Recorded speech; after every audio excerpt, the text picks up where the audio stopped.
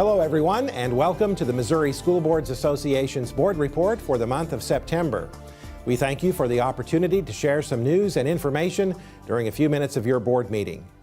We begin with a look at the effort to ensure that students with disabilities have full access to the new assessments coming online in association with the Common Core state standards. MSBA's Special Education Advisory Council has been working with the Missouri Council of Administrators of Special Education to bring attention to the issue of how students with disabilities will be able to demonstrate their true academic proficiency on the new computer-based tests. MSBA's Associate Executive Director, Dr. Kim Ratcliffe, says it's critical that schools assess all students accurately. First of all, it does not allow that young person to understand how they're prepared or not prepared to compete in college and career with other students. And they need an accurate reflection of what their achievement is, I think, first and foremost. Secondly, schools, of course, these are high-stakes tests for schools, and they are judged as to how well they are educating all students based on this assessment. And so part of that is their students with disabilities.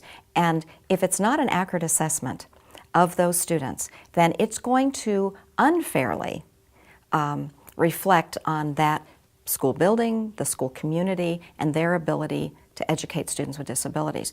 Ratcliffe says the Special Education Advisory Council is concerned that those developing the assessments for the Common Core state standards will put too many restrictions on the tools needed and routinely used by students with disabilities. The Common Core state standards for language arts and math here in Missouri will be fully implemented in the 2014-15 school year. Meanwhile, the Department of Elementary and Secondary Education has released the first set of annual performance reports for Missouri schools based on the latest accountability system known as MSIP-5. The APR reports show how well each school and school district are meeting the state's education standards. The reports will be used to review and accredit school districts throughout the state. School districts scoring 90% or above will be accredited with distinction. Those scoring between 70% and 90% will be fully accredited. Those scoring between 50 and 70% will be provisionally accredited, and those scoring below 50% will be unaccredited. Accreditation decisions based on MSIP-5 will not occur until 2015.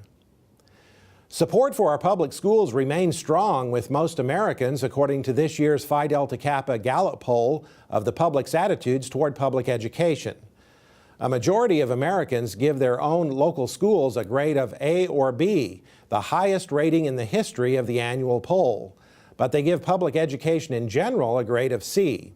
Other findings show the vast majority of Americans believes their children are safe at school. They express great trust and confidence in public school teachers and principals, and the vast majority also opposes allowing children to attend private schools at public expense.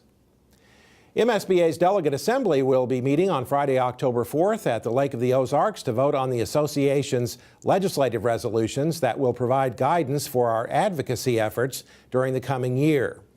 One of the new resolutions for consideration urges the General Assembly to clarify the law regarding the transfer of students from unaccredited to accredited districts and to provide state funding for the costs associated with the transfers, including tuition and transportation.